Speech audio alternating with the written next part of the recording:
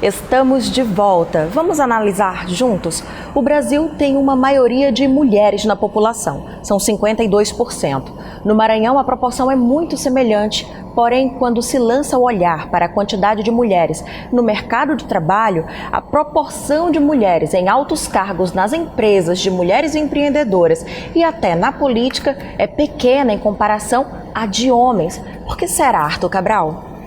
Bem, diversos fatores podem explicar essa desigualdade. Historicamente, as mulheres, com exceção nas monarquias, não costumavam se envolver com política, até o início do século XX.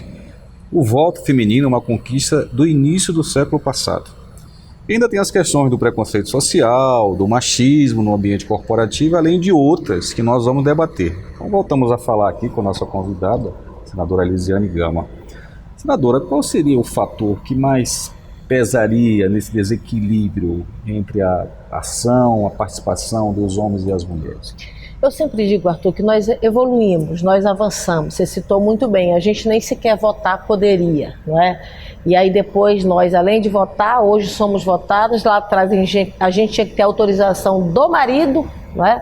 Para, por exemplo, assinar um contrato. Então você vê, hoje nós já evoluímos de forma significativa, mas nós precisamos ampliar ainda mais. Quando você vê os números, você vê que realmente é algo muito preocupante. Nós, mulheres, somos maioria no estudo, na universidade, mas no mercado de trabalho, comparativamente, por exemplo, a questão salarial, nós ainda ganhamos menos com a mesma função.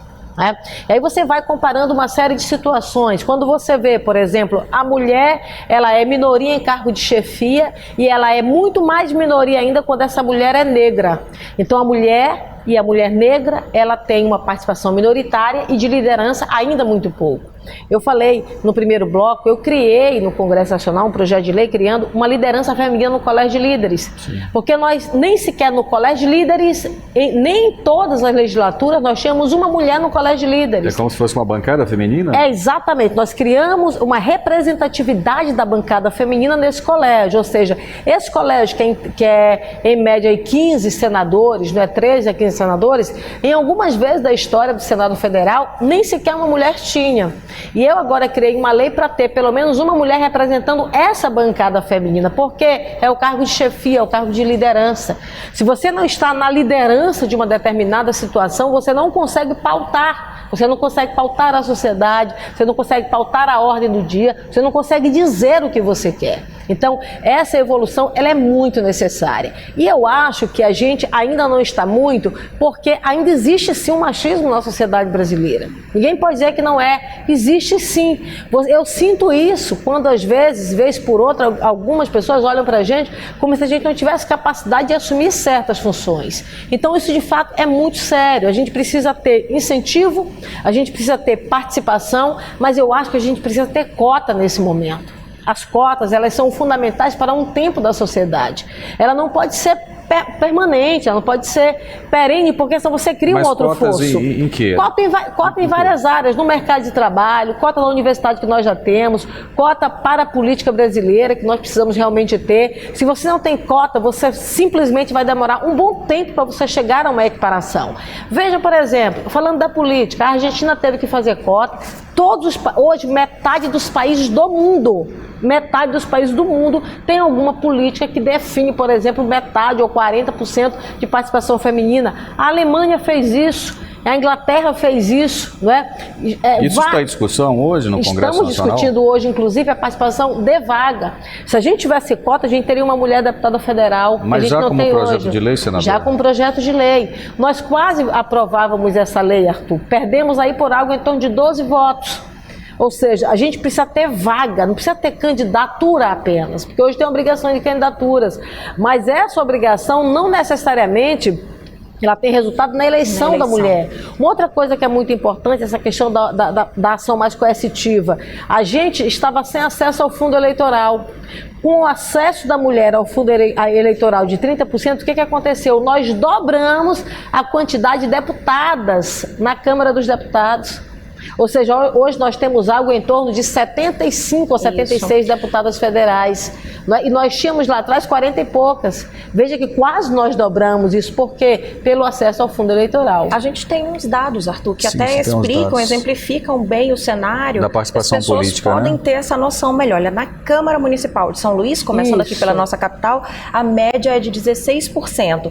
No Parlamento Federal, 15%.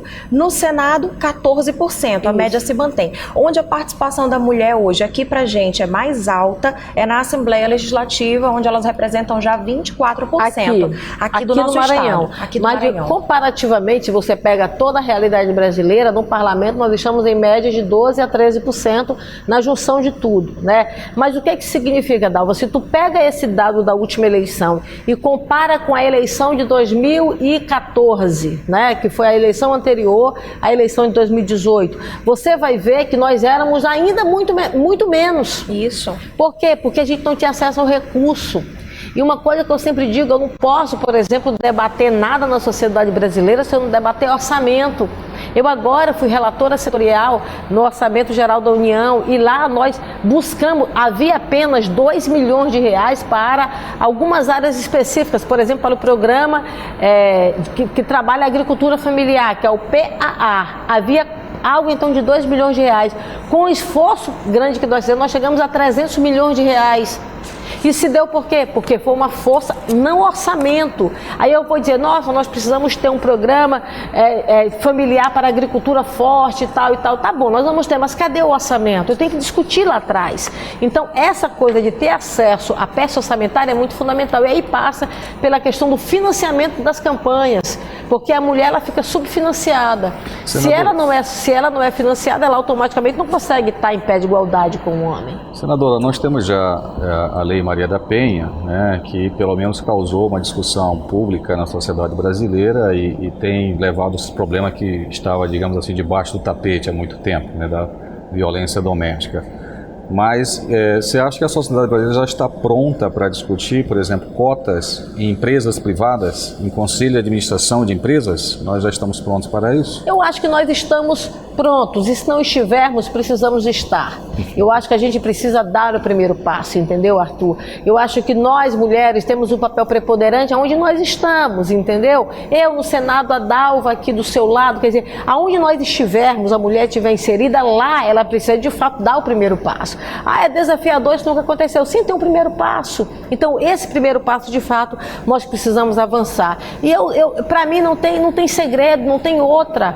Olha, só para você ter uma ideia, eu tenho uma pesquisa que diz que se a gente for nesse ritmo em relação à política, nós vamos estar em 2116. Olha, daqui a 80 a quase 100 anos, nós estaríamos em pé de igualdade se a gente for no ritmo que a gente está. A mesma coisa também no mercado de trabalho. Ou a gente trabalha para um momento da história brasileira, é muito bom lembrar isso, para um momento da história brasileira, a cota, para ver se a gente equipara e depois retira a cota. Porque aí sim, depois nós vamos trabalhar de forma igualitária. A sociedade brasileira vai ver qual é o potencial que a mulher tem, entendeu? Qual é o potencial que a mulher tem no cargo de chefia, qual é o potencial que a mulher tem na política, entendeu? Então, esse avanço, esse primeiro passo, nós precisamos realmente chegar empurrando a porta, sabe? Ou você chega e empurra a porta, ou a porta, às vezes, ela não se abre de forma espontânea, de forma voluntária, né? Então, esse é um desafio grande que nós precisamos dar. Mas a senhora acredita que com o avanço das propostas conservadoras na política nacional, não há risco de termos retrocesso? Totalmente. Eu acho que é desafiador. E te digo, às vezes é algo que nos traz uma certa desesperança. Eu acho que, por exemplo, quando você vê uma representação pública dizendo que não tem essa de igualdade salarial, é algo que te dói na tua alma, sabe? Eu acho que o que a gente tem vivido, os discursos que a gente tem acompanhado, são discursos carregados, é claro, como eu disse, às vezes dizendo que não é, que é uma proteção, que eu tenho que proteger a mulher, coisa e tal, mas na verdade o que há na essência dessa fala é a exclusão da mulher. Então é muito preocupante, eu acho que é algo terrível que nós não podemos aceitar e nem admitir. Eu acho que nós precisamos avançar em todos os níveis, nós precisamos gritar. nós precisamos falar, nós precisamos vir para cá, para a televisão, ir para a rede social, ir para o rádio, ir para onde nós estivermos e fazer a denúncia, entendeu? A denúncia, de fato, é o primeiro passo para impedir que pautas conservadoras possam trazer o retrocesso para uma caminhada que nos rendeu, às vezes, sangue, para uma caminhada que nos rendeu suor, lágrimas e choro, entendeu? Eu não estou aqui hoje, Arthur, conversando com você e com a Dalva como senadora do meu país de graça. Eu sou fruto de uma ação de várias outras mulheres, algumas delas que não sobreviveram ao longo da sua história para ver o que eu estou conseguindo desfrutar hoje. Entendeu? Então, a cada momento nós vamos construir uma história para uma geração que vem depois de mim, vem depois de você, entendeu? Então, essa luta que nós estamos tendo é uma luta que nós precisamos ter muita convicção. Quando você tem convicção, você avança, entendeu? É claro que, como eu disse, é um pouco desanimador, mas não pode ser desanimador ao ponto de pararmos, entendeu? Ela tem que ser também um combustível para a gente avançar a cada dia. Senadora, então a solução para esse cenário não está só na política e na criação de políticas públicas. O que dizer sobre a educação e o papel das famílias na formatação desse comportamento de crianças que daqui a pouco vão chegar à sociedade como cidadãos? Perfeitamente. Daí passa pelas campanhas publicitárias, daí passa pela informação, daí passa pela capacitação, entendeu? Eu acho que nós, aonde nós estivermos, nós temos que buscar isso. Preciso capacitar onde eu estiver, preciso capacitar a mulher, preciso informar essa mulher, preciso dar a ela aquilo que é muito fundamental para a vida, Dalva, que é o direito de saber. Quando você sabe, você tem um instrumento de luta. Entendeu? A sabedoria, o conhecimento, ele te liberta. O conhecimento, ele faz você ter novos horizontes, entendeu?